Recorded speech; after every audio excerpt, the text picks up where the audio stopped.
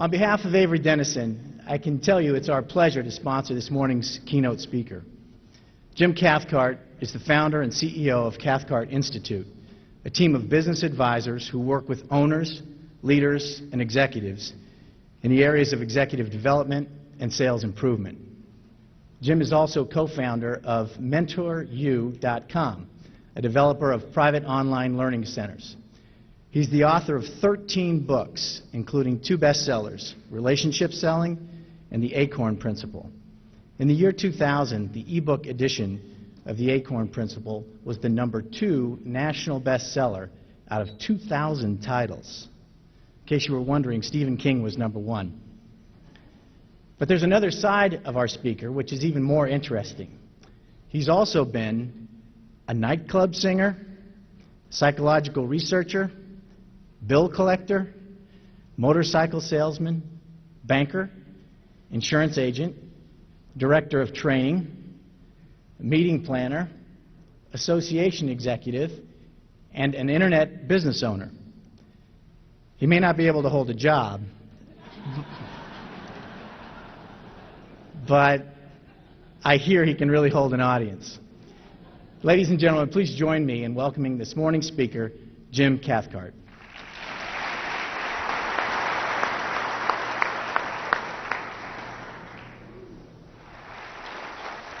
Good morning. What I'd like to talk with you about is relationship selling, but not just the concept of relationship selling, because that's pretty much what you do. That's the way you operate. That's the kind of people you are. Relationship selling for a new era. I wrote the book Relationship Selling back in 1986. And when I wrote it, it was considered kind of controversial. You know, people would say, well, wait a minute, Cathcart. Relationship selling? That's an oxymoron. Choose. Which word do you want, the relationship or the sale? Well, let me ask you. Which is more important, the relationship or the sale? How many would say the relationship? Okay, that's 2,705. All right? How many would say the sale? Okay, we've got a few bold hands up for that. All right. If you build a relationship and you don't get the sale, in round numbers, what's that worth to you? Okay, so a relationship without a sale is just a social acquaintance, right? What if you get the sale, but you didn't cultivate the relationship? How hard's the next call? Harder than the first call, right? Because people expect today that you're going to be the kind of a person, the kind of a professional who they can relate to, who they can turn to you if they have a need. If something goes wrong, they've got something other than data or contracts to depend on. They've got a person they can connect with, right? So relationship selling is not separable, it's inseparable. The words go together, and they go together totally. So relationship selling involves first behaving as someone's business friend, and as you do that, whether you're getting the business or not, if you become a business friend to them, they start deferring to you for answers to questions or solutions to problems. Okay? So you become their subject expert. And after you've been their subject expert for a little while, you become their preferred source. That's the essence of relationship selling as I see it. Okay? So the question then becomes, when you're dealing with somebody, which are you perceived to be by them? A persuader who's trying to talk them into buying, or a partner who's helping them achieve the result they want? Well, the answer for almost any of us would be, well, I approach it as a partner. Okay? But do they perceive it that you're being their partner? Big difference, right? It's not just what you intend, it's what they experience. Let me give you an example. Here's where I discovered the whole concept of relationship selling in the first place. It was in Arkansas, where I grew up. Where's Lynn? Lynn Pettis. There you are. I grew up in Little Rock. By the way, yes, I've met him. Have to get this out of the way all the time, don't you? I'm the same age as Bill Clinton. We're both 55. We were both born in Arkansas at the same time. He was born in Hope. I was born in Little Rock. We grew up there at the same time. We know a lot of the same people. And if he'd made better life choices, he could be speaking to you right now.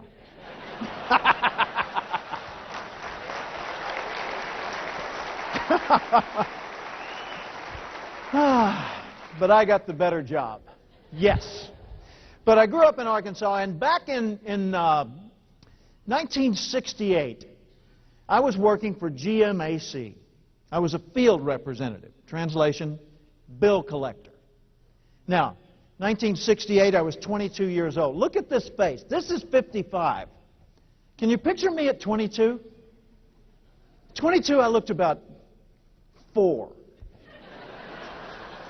I always had the rosy cheeks, you know, didn't have gray hair back then. I was kind of a baby face. And what I was doing for a living was repossessing log trucks in the hills of northern Arkansas, up around Mountain View.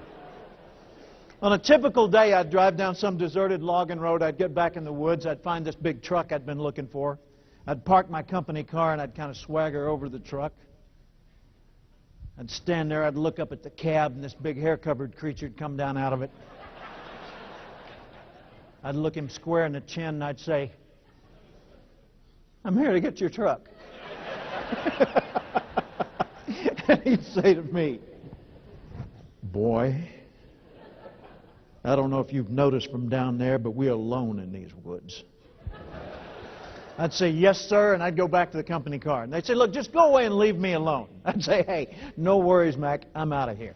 And I'd start to drive off. I'd pause for a second and say, "Excuse me, but one last comment before I leave. I'm the last nice guy they plan to send.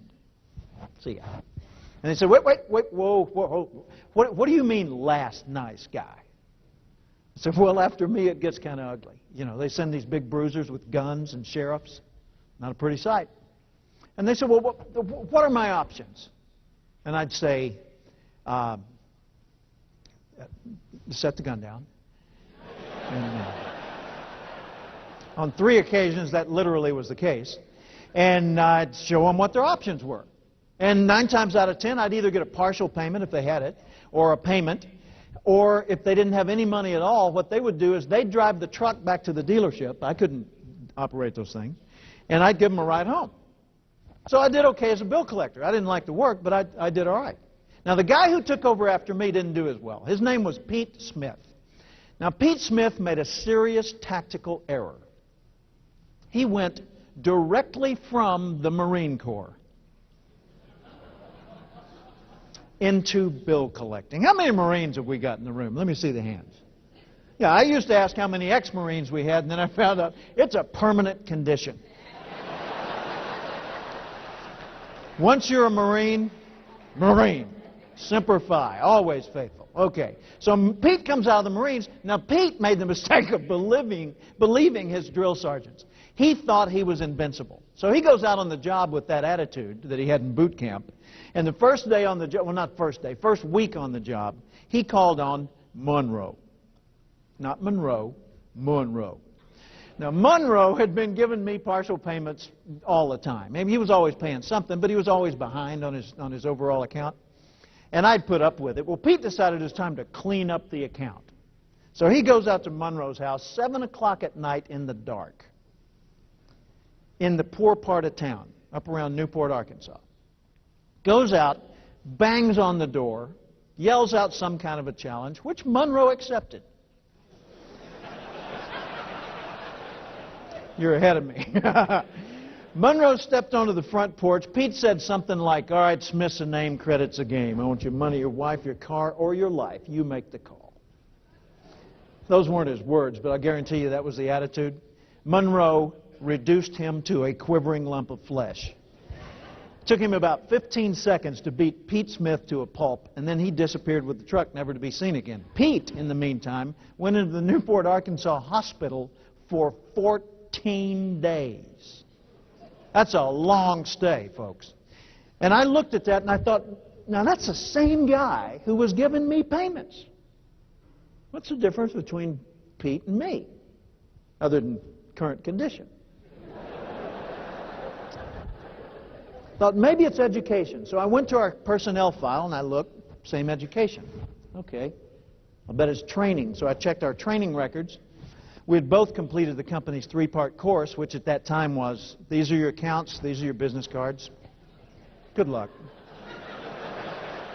Well, it was dangerous work.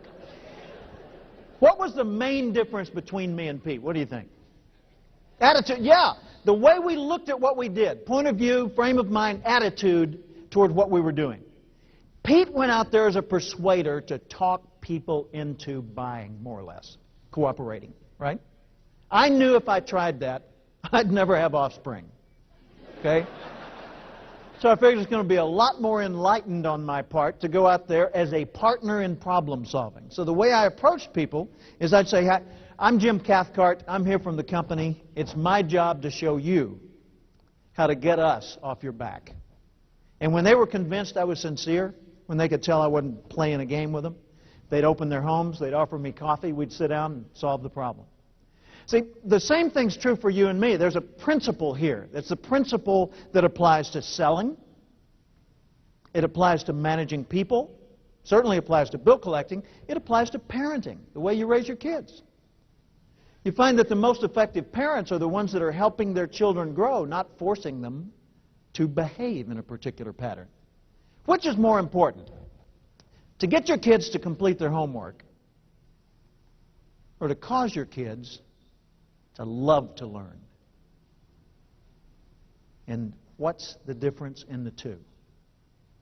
Get them to complete their homework, what do you get? Homework. What's that worth? Right? Get them to love to learn. Cultivate in your children an enjoyment of the learning process. You don't have to look for homework for the rest of their lives, because they will find a way to figure out what they need to know, because they love the experience of learning. Frame of mind or point of view is enormous. So you say to me, all right, well, I already go out there as a partner in problem solving. I already train my people when they contact the businesses that we do business with. I train them to approach it as a system seller, a problem solver. You know, go in there and look for a solution, not just peddle some goods. Okay, good. But do the customers get it that that's where you're coming from? See, what we've got to do is we've got to be sensitive to their mindset and notice throughout the sales dialogue, whether it's on the phone, through email, or face-to-face, we've got to notice whether they're perceiving us as one or the other. And then do the things that lower the tension, raise the trust, and lead to more sales. I've rewritten the book Relationship Selling. It'll come out in September. And I rewrote it as the 8 competencies of relationship selling, because I found that there are 8 sets of skills, not just a few skills, but 8 packages, each of which has a lot of skills in it, that constitute sales effectiveness in the whole concept of relationship selling. Think about your own strengths, yours as a person and yours as a company. Which of these skill sets are the strongest? Now, there's 8 of them up here. Preparing, that's sales readiness, being ready to do the job well even when the circumstances change. There's targeting the right people, not wasting time calling on the people that are less productive for you. Okay? There's connecting with the people you've targeted in such a way that they want to do more business with you, to talk with you. They want to open up and expose their needs so that you can prescribe the right solution. There's assessing both the personal needs and the situational needs, not just prescribing technically the products they need, okay, but also understanding why they need them and how they feel about that, okay. There's solving the main problem, and that's a whole set of skills around finding, highlighting, and solving the main problem that they're concerned about. Then there's assuring that they make a commitment to it, that you're actually what we used to call closing the sale, which is actually confirming the sale and opening the flow of services and goods, right? So closing, really an inappropriate choice of words, but it's commitment, and that's a set of skills. Then there's assuring that they stay satisfied after you're not in touch with them that week. After the phone call's over, after the delivery, assuring that they stay satisfied. That's a whole set of delivery and service skills. And then finally, there's managing yourselves for improved sales performance, which is everything from tracking your own numbers to keeping yourself motivated to maintaining the right frame of mind among your team to keep them thinking in terms of service and looking for needs and opportunities. So there's 8 of them up there.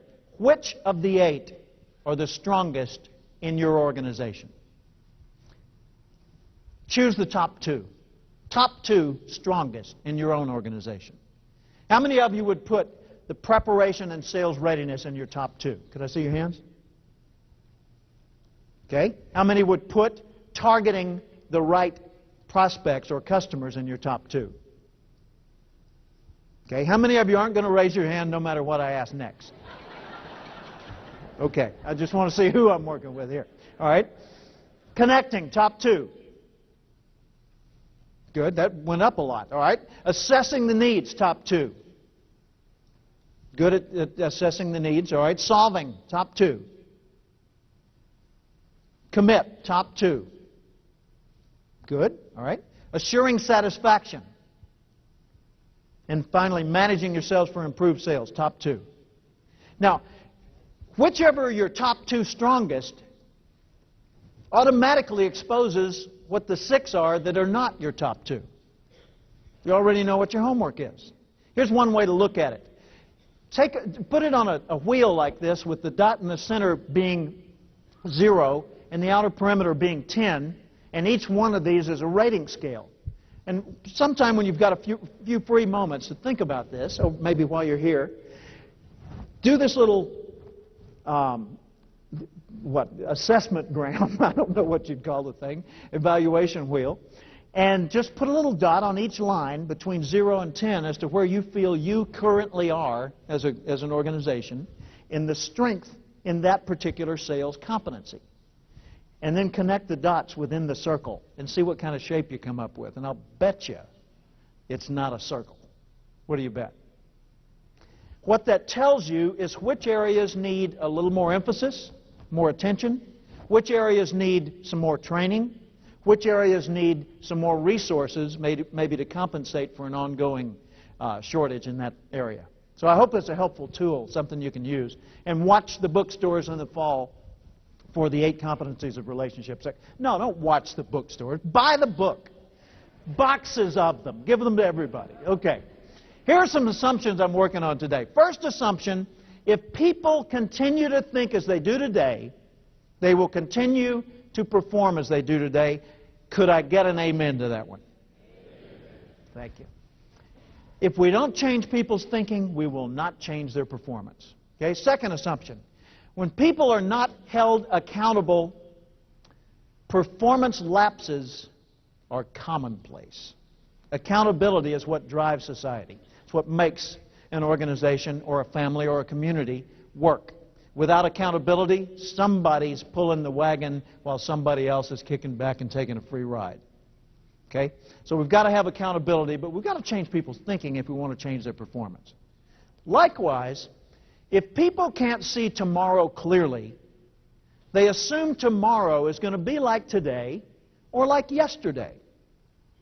So part of our job as leaders, part of our job as the people who go to the conferences, the people who soak up this new information, the people who convert the ideas from the main platforms and the breakout sessions into practical application dialogue in the hallways afterwards, we need to help other people see what's possible.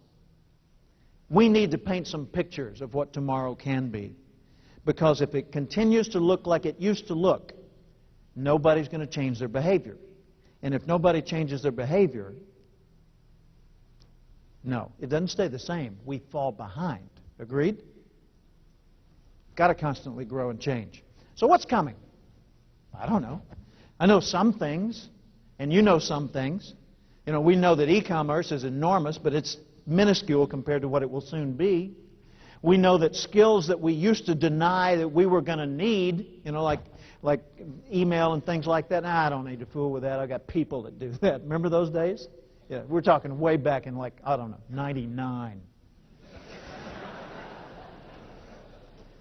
You know, we're finding that, of course, we've got to have new skills. Sure, technology's getting easier. Technology's getting more user-friendly. But at the same time, if we're not constantly learning and growing, we're quickly becoming obsolete.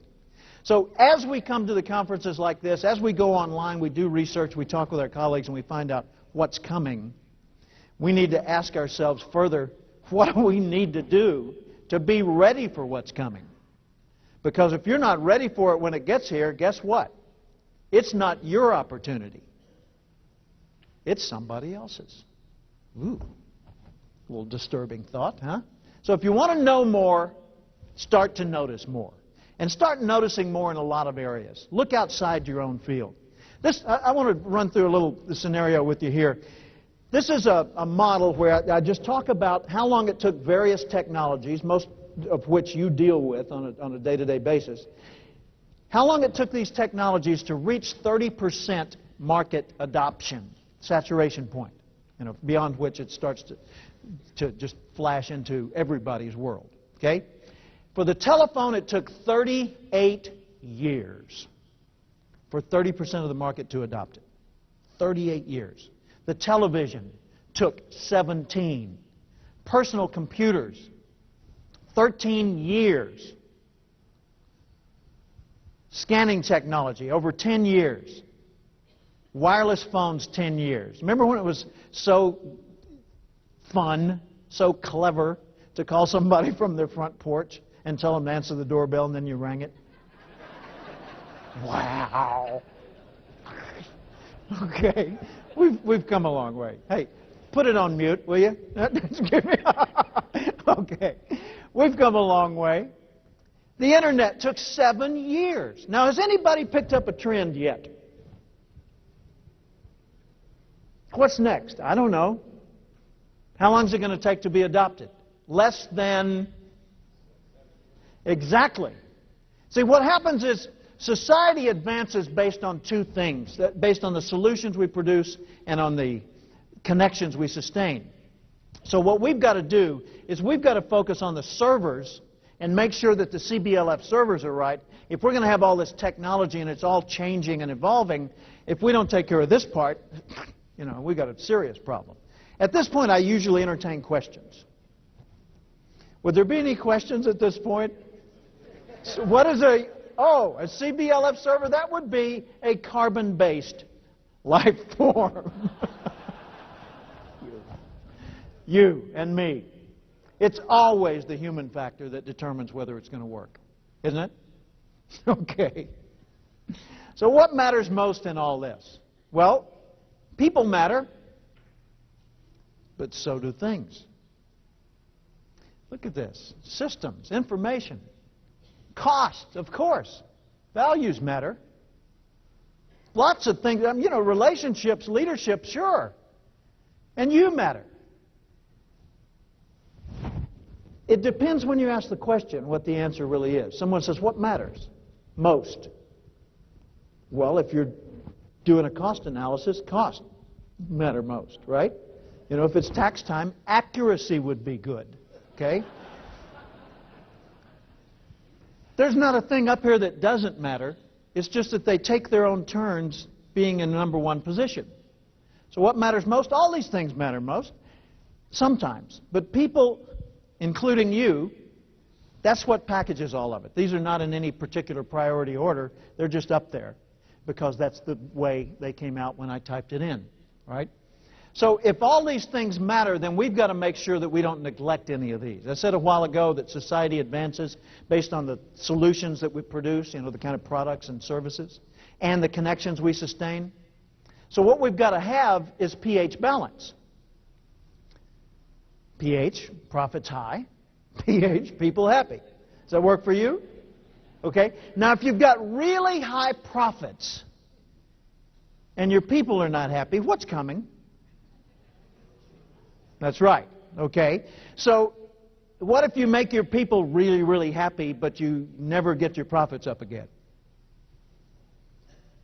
Become a church, you get a tax advantage. Okay. Maybe you just ought to work on both sides, huh?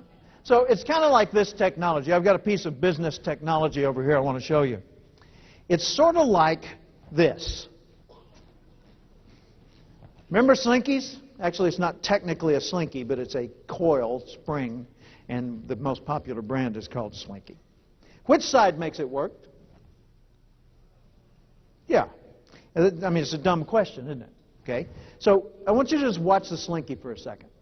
And think of the Slinky as representing profits and people, the two primary issues in a business, okay? Profits, which is the product side, which is the system side, and all the, the technical part. And people, the human side, the interaction, the relationships, the sales, and so forth. Okay? How much action does it take on my part to bring this thing to life? Notice how much actual force I have to put into it. All I'm doing is just barely moving my fingers. And yet this thing's going back and forth just fine. But if I overemphasize one side, all of a sudden it stops. And it doesn't matter which side I overemphasize. So I've got to pay attention to both. I can't neglect either. But if I overemphasize one, then I end up with a really bizarre outcome. Same thing's true in your world. Okay? And that's true for businesses that are pretty large. And that's true for tiny little operations as well. The principles transfer. They're absolutely the same across the board. So here's the leader's dilemma. Okay, a person's sitting there and they say, okay, I run my own company. I got my people. I got all my systems in place. But Jim, you're recommending I spend an awful lot of time with the people side of it. What if I put all this energy into training my people and then they leave? Valid concern. Here's a more important concern, though. What if you don't and they stay?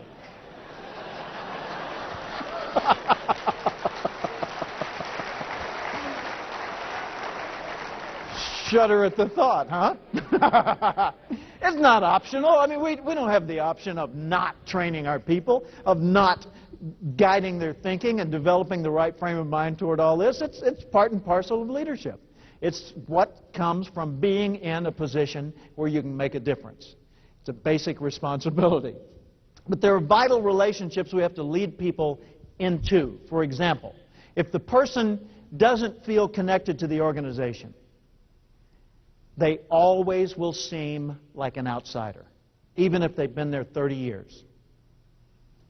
If it were possible to live that long, and it may be, that you could have been with S.P. Richards from 1848 to now, if you didn't feel a connection with the vision, the values, the beliefs of this organization, even today, after all that time, you'd still feel like an outsider, someone that didn't belong. But if you do embrace what the organization's about, you feel like family the first day. So that's one of our primary roles, is we've got to get people to embrace the organization itself, to understand it and care about it and believe in it, or go somewhere else if they don't. Okay? Second thing is we've got to make sure they understand in the overall scheme of things, what's their part? Where do they fit in this matrix? They need to see how, when they produce a result and it goes to the next level, what do those people do with it, and how do they feel about the way they get it? And when they get something from someone else, where are they in the food chain? And how does it go back upstream, right? Also, they need to understand the technology they're dealing with and understand more than just the operation of it. They need to understand a little bit of the why that makes it that way, so they can help make it even better. Okay? If a person doesn't have a sense of purpose in what they do, they won't add much value to what they do. Would you agree with that? If you don't find much purpose in what you do, you won't add much value to what you do. Quick story. Years ago, I was in Atlanta in the airport, and I was in the food court.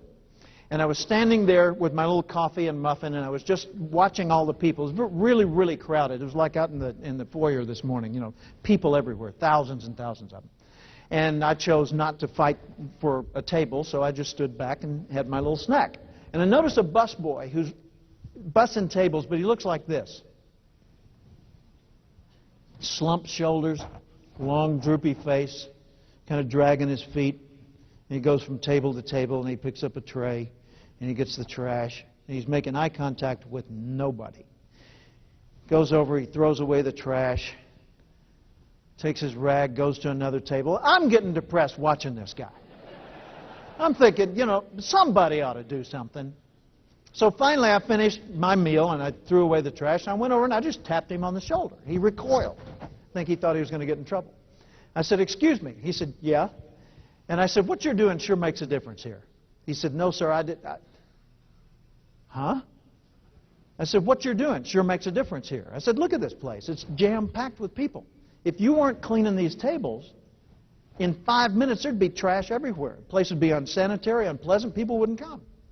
What you're doing matters. I just wanted to say thanks for doing it. See ya. Now, I'm walking off. He's in shock. But in the time it took me to walk about 10 feet, when I glanced back, I swear he had grown 6 inches. He didn't become serviceman. Hey, good morning, welcome to the food court. Boy, it looks like you could use one of our bran muffins. Let me help you out here. You know, nothing like that went on. All that happened is he went from depressed to neutral. Neutral. But what do you bet for the balance of his shift? He did his work a little bit better. Fair assumption? Okay. What do you bet for the balance of his shift? He felt better about himself and handled problems a little more smoothly. Okay. What had I done? Complimented him. I acknowledged him. A guy in Seattle said, Jim, you gave him back his dignity. Ooh, that's kind of lofty. I don't know that I did that, but here's what I did do. I pointed out the direct connection between his performance and the effect it had on other people. I pointed out the direct connection between his performance and the effect it had on other people. He knew about that, but he hadn't thought about that. He didn't think about it very often at all, I'll bet. How many times do your people think about it? How many times do you think about it in a given day? You say, well, given, that's the point, Jim. It's a given. Hey, when it's a given like that, I'll guarantee you it's not getting much mental energy or much emotional investment. If we don't consciously and intentionally remember and notice the purpose of what we're doing, then we tend to become bureaucratic and just get caught up in the process of what we're doing. When people don't see much purpose in what they do, they won't bring much value to what they do. It matters. It matters. Person to person. How many of you have ever seen your business suffer because two of the people in it didn't deal with each other very effectively? Get them up? Yeah, exactly. Everyone in the room. People problems are an enormous business expense. So, is it just up to you just slap them around and say, grow up? I don't think so. I think it's a skill thing, it's an attitude thing, it's an inspiration thing. We need to inspire them. We need to lead them in such a way that they feel the need or the impetus to rise above that and to acquire the skills for resolving personal conflict. And also, person to self. If a person doesn't feel good about him or herself, it will show up in their work. Agreed? Absolutely. So it really pays to support and encourage personal development through your organization. We used to say, nah, that's their personal problem. You know, that's something, that's not job related. The heck it's not. It shows up on the job. That's job related. We're talking dollars here, right? Okay? So there are a lot of vital relationships that expand our thinking about what does it mean to be a leader, be a manager, be a director of sales, be a vice president of an organization. There's a lot to it. Organizational DNA, the genetic code of your organization, is contained in what you believe in, care about, stand for, and how you express yourself to the community. And that's the first thing people have to embrace in order to really be a part of the organization itself. I'm going to show you a little grid here that takes the two things, awareness, how you think, and performance, what you do. It's kind of fun, standing in front of a race car like this and saying the word performance, I feel like kneeling. That's nice. By the way, I really appreciate the fact that you chose silver cars to give away in the year that's the 25th year, silver anniversary of Cathcart Institute. I thought that was very thoughtful of you. Thank you. Years ago, when my marriage 25th came about, my wife Paula said, Jim, you know, our 25th is coming up. And I said, yeah, I know. That's our silver anniversary. She said, no, it's not. I said, yes, it's our silver anniversary. She said, no, it's our diamond anniversary.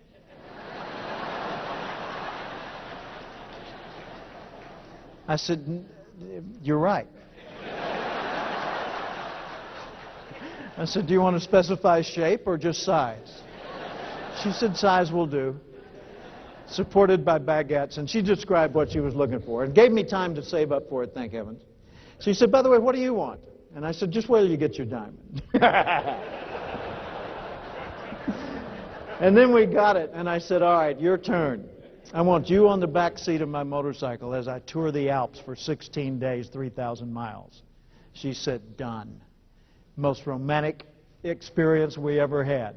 Just riding through those mountain passes and by the little villages, day after day in Austria, Switzerland, Germany, France. Oh, man. So we did it again for our 30th. A few years will be our 35th. I think we'll do it again.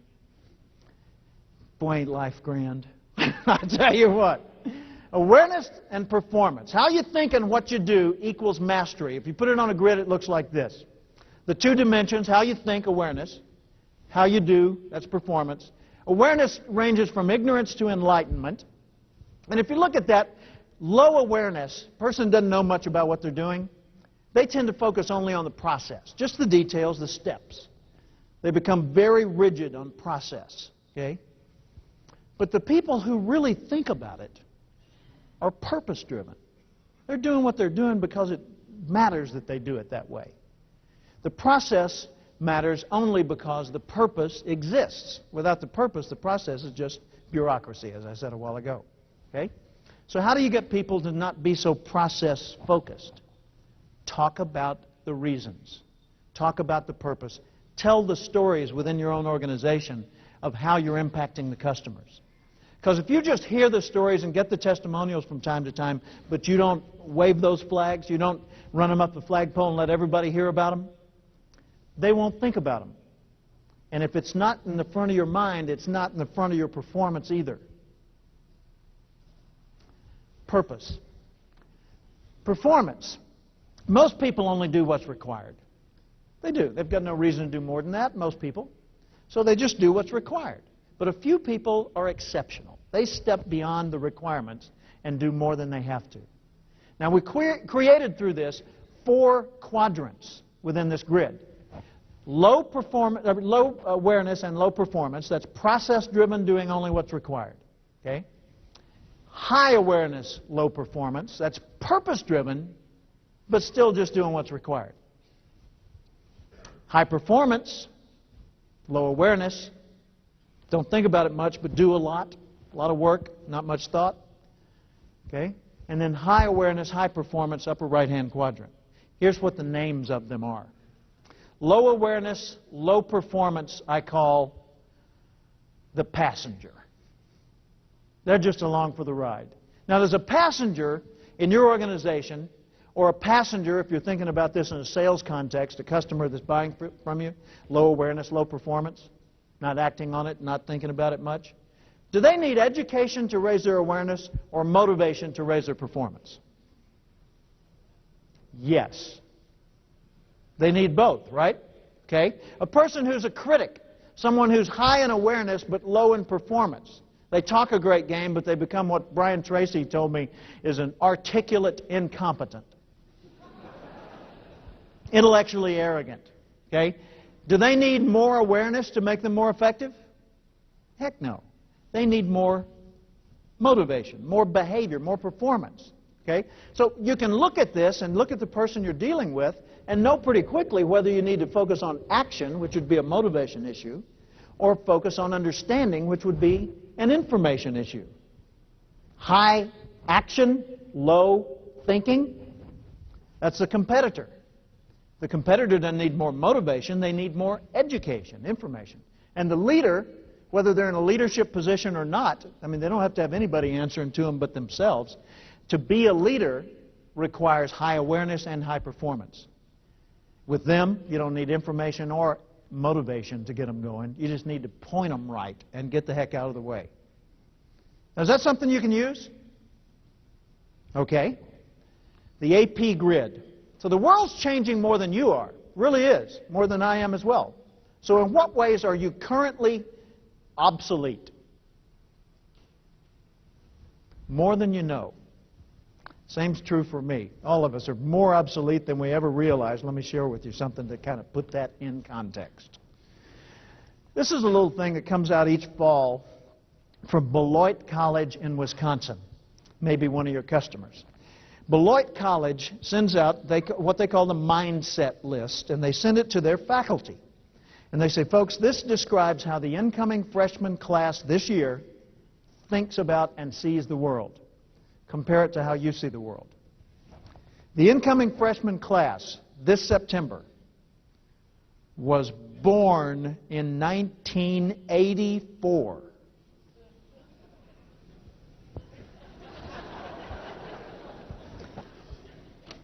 To them, an IBM Selectric is an antique. Thongs are not worn on the foot.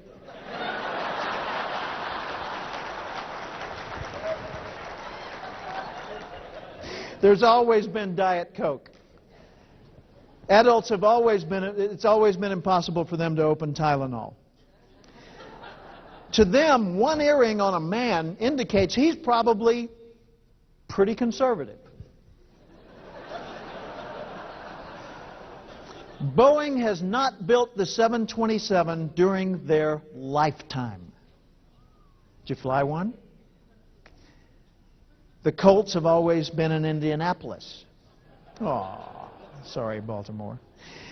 Volkswagen Beetles have always had front engines. Ron Howard, who's that? A balding older film director. Not Opie. Hey, don't have a clue what carbon paper is. Now, they have come up with a pretty creative definition for CC, courtesy copy. That's pretty good, I thought. Okay. Oprah's always been a national institution. Jay Leno's always been on The Tonight Show. They don't remember the Reagan era. Atari is before their lifetime. You say to them, you sound like a broken record. They say, what's a record? Honest to God. They've never heard of an 8-track. Oh, and they've certainly never seen a TV with just 13 channels. And they say, Grandpa, no kidding? You used to walk to the television?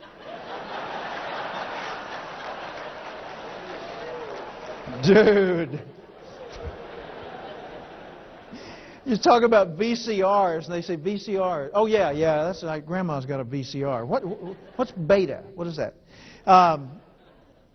Never heard the statement, where's the beef? Oh, man. Michael Jackson's always looked like a white woman.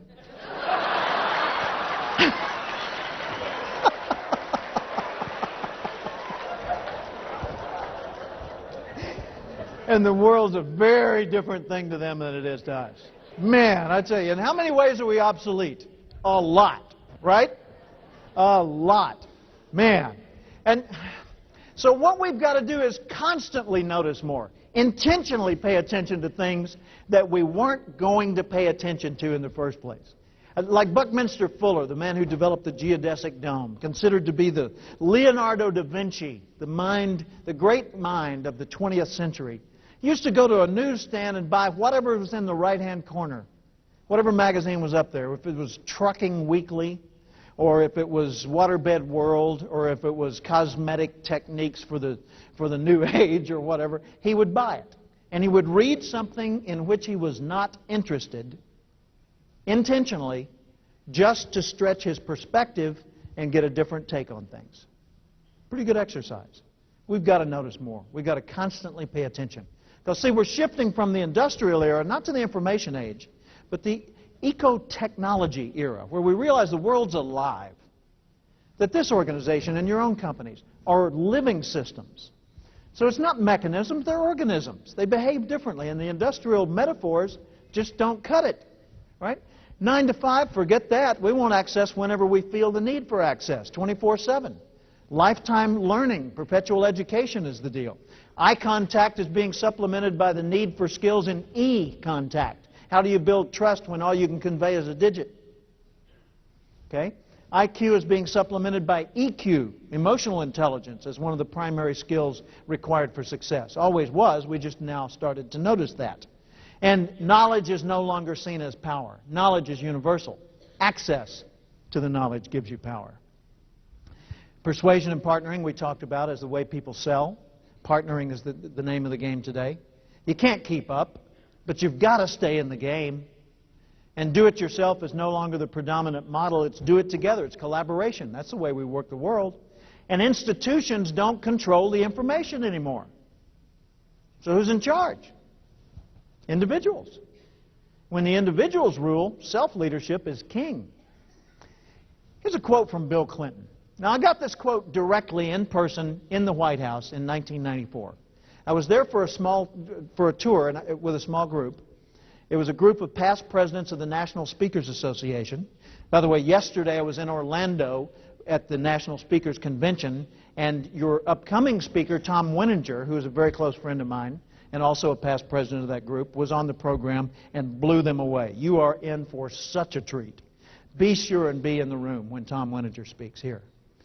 But we were touring the White House with our spouses, and there were about 20 of us, because our convention was in D.C. that year. And at the end of our tour, President Clinton heard we were there, and he came out to see us. Now, no matter how you vote, to meet the President of the United States in the White House, for heaven's sakes, that's a pretty big deal. Would you agree with that? Certainly it was a big deal for me, you know, coming from Little Rock. So we met the President, chatted with him. Someone said, "We're speakers, Mr. President." But then again, so are you. He looked directly at me. He said, "Half my job's keeping people in the right frame of mind." I said, "That's a keeper."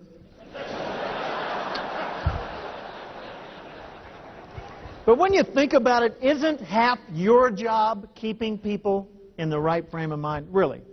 Yeah. A big portion of everything we do involves managing point of view. A big portion of what we do involves managing point of view. And if you can't get someone to think of you as a resource that's part of their family, their network, then they'll see you as a persuader, and they'll resist, and they won't share enough information for you to accurately prescribe how you really could make a difference. Tom Winninger may share with you the story that he was sharing with me down in Florida, where he talks about a person who was selling off his products to him and approached it as selling a system, not just fulfilling some orders. Talked about the bigger reasons behind things. So half of what we do involves managing point of view. Here's a point of view that's important. Dan Burris, he's also a speaker who was there. Dan is a futurist, a technological researcher. He says, it's a mistake to assume people know what they want, because if they don't know what's possible, they're going to ask for too little. Isn't that the truth? Part of what we do is painting pictures of what's possible, showing people the possibilities. And I think that's really an important element in all that. So what does the customer experience? They experience people. They experience processes that we go through in dealing with people. They experience the products or services that they get from us. How many of those three can you control on some level? Yeah, three. You are the people. You implement the processes. You represent the products. You choose which ones you're going to focus on. Okay? But most of all, what people experience is the feelings that they have from doing business with you and me. I want to talk about a concept that I call upserving, and it's contrasted with upselling. Upselling is about getting someone to buy more. Upserving, on the other hand, is about getting someone to feel more satisfied. Okay? So let me put this in context. It's not focusing on your needs to sell. It's focusing on their needs as the buyer. And the emphasis is not to get them to increase the size of the order. That may happen. But the emphasis is on getting them to feel more satisfied that they're your customer. Okay? Here's how I saw that in action years ago. 1975, I moved from Little Rock to Tulsa, Oklahoma. Lived in Tulsa for 6 years. When I moved there, the first thing I wanted to do on getting to Tulsa was reestablish my day-to-day routine. And for me, the day-to-day routine always begins with me going to breakfast by myself. I take my writing pad, I take a pen, and I sit there by myself, and I let my mind do whatever it wants to do that morning. I've done that for 30-some-odd years, and it's served me very well. So I got to Tulsa, and I looked around for my breakfast restaurant. And Sure enough, about a mile from the new office, there was the symbol of it. Sticking up through the trees. Well, I had pretty simple taste at the time, but there are the golden arches. And I pulled over into the parking lot that day. It was a slow morning. I walked into the McDonald's, and behind the counter were two women, a 20-year-old and a teenager. And as I approached the counter, the 20-year-old said, "Good morning, what's your name?" In a McDonald's. I said, she said, "What's wrong?" I said, "You just asked my name." She said, "Question was too hard?" No. She said, "Well, what is it and what will you have?" I said, "It's Jim Cathcart, and I'll have an Egg McMuffin and coffee." She said, "Fine, that'll cost $1.41. So I paid. I started to walk off with my breakfast, and the teenager turned to the 20-year-old. She said, "Hey, Grandma, where are the coffee cups?" I said, "There is no way on earth you are a grandmother." She said, "No, but that's my nickname. They call me Grandma because I'm kind of the mother hen around here. I take care of things." And I said, "Well, what do you like to be called?" She said, "You can call me Grandma. My name's Marilyn." I said, "Okay, Grandma." You know, and I went on and I ate my breakfast. Now, I had a good time that morning. I came back the next day, and this became my regular place. Every morning for the first several, she asked my name. Then she started to remember it, and then she realized I was always ordering the same thing, always an Egg McMuffin and coffee. Always cost $1.41. So it was a regular routine, and I enjoyed the routine. Well, one morning I pulled into the parking lot, and I looked up and said, "Uh-oh. What do you think I saw?" A bus? Oh, no. Two buses. Now, two buses empty in a McDonald's parking lot equals what in a McDonald's lobby? Chaos. I figure, okay, 45 people per bus, we got 90 head ready to graze in the lobby of this McDonald's. That's okay, it's my place, I'm going in. So I parked my car, I walked over, squeezed into this place. Got in there, looked for the line that was moving fastest, the one that'll stop if you get in it. It stopped. Then I heard my name, Mr. Cathcart. Mr. Cathcart. And I look up at the front, it's Grandma, Marilyn. "Yes." She said, "Your breakfast is ready."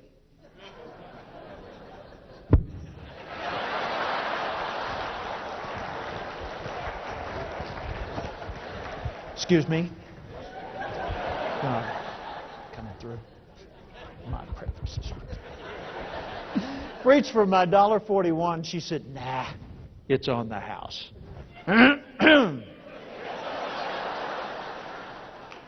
How's it going there? Yo. Went into that dining room and dined, if that's possible, on an Egg McMuffin. Now, what do you think at that moment? Do you figure the odds were pretty good I might come back? What would you say? Pretty good, extremely good, or a slam dunk certainty? Slam dunk. What am I coming back for? The cuisine? No? Not the product? The price? That was a good price. What would I come back for? Yeah, Grandma, for the way she made me. The way she made me feel. With one simple, seemingly trivial gesture, she bought 6 years of customer loyalty. I'd bring business friends for lunch. I don't even like their lunch.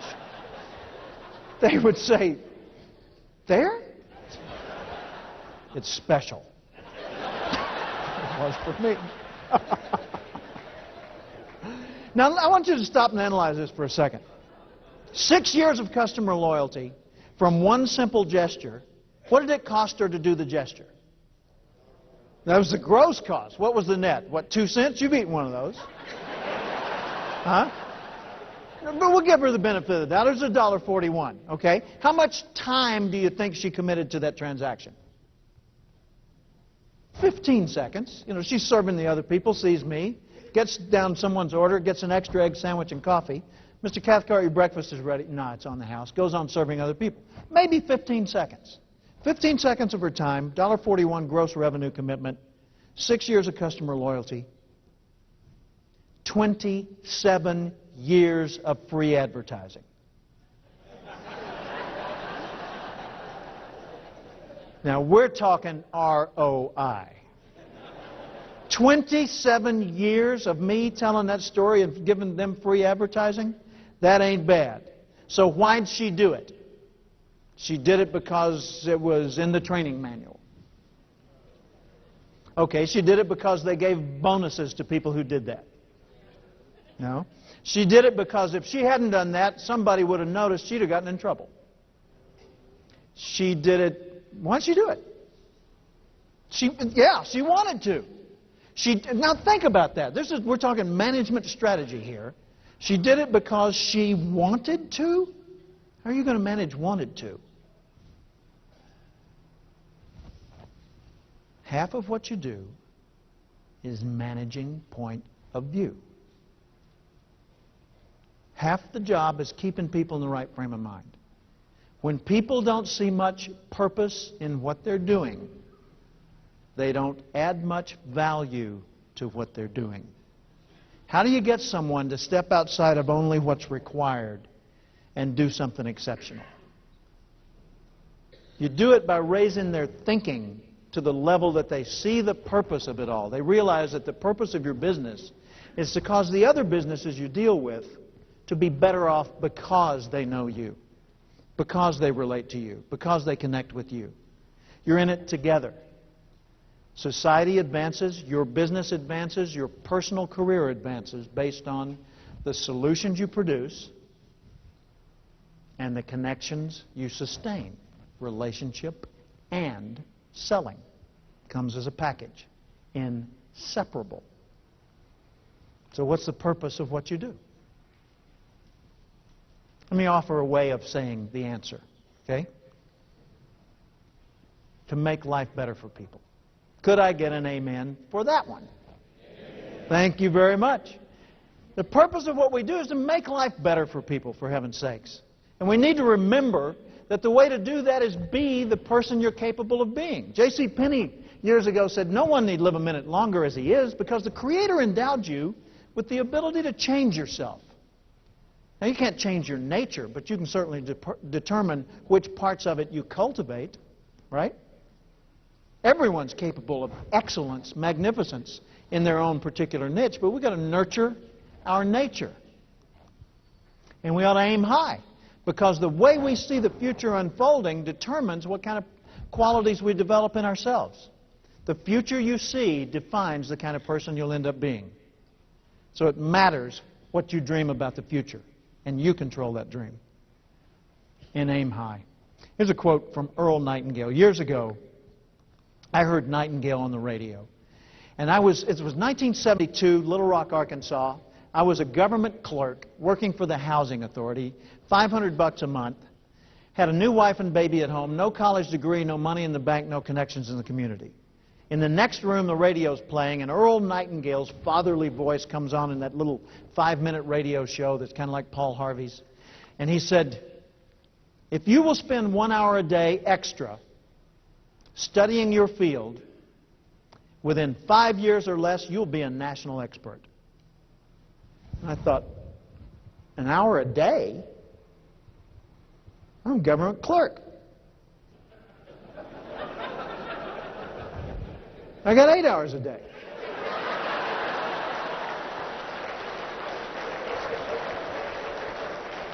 I can do this by Thursday. Then I had a new dilemma. What did I want to be an expert at? Well, it weren't urban renewal. And I thought, I want to do what the guy on the radio is doing. I want to help people grow. But I had two conditions that would tend to limit one's speaking career. I had never given a speech in my life, and I had nothing to say. Kind of keeps your fees modest, you know. But I thought, okay, I'll take him at his word. And I started spending an hour a day, sometimes 2 hours a day, studying the field of human development, reading the classic books like Think and Grow Rich by Norman Vincent Peale, Power of Positive Thinking, or Think and Grow Rich by Napoleon Hill, and Power of Positive Thinking by Norman Peale. You know, the classics like that. Then I started going to seminars, listening to records, and then later to tapes. And then next thing I knew, I was involved in the field of training. I was leading workshops. And in 1977, which was 5 years later, I went into my own business, June 16, 1977, as a speaker and trainer. And I've been doing that now for 25 years. been the president of my industry association, inducted in the Speaker Hall of Fame, all the things that speakers dream about doing. Wow! To know that that's possible for someone who starts off sitting there as a $500 a month clerk with no assets on their side. Think about what's possible when you start at your level. You're already leaders.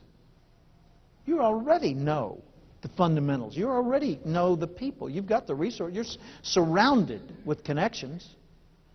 And you're sitting here in the midst of an information resource of massive proportions.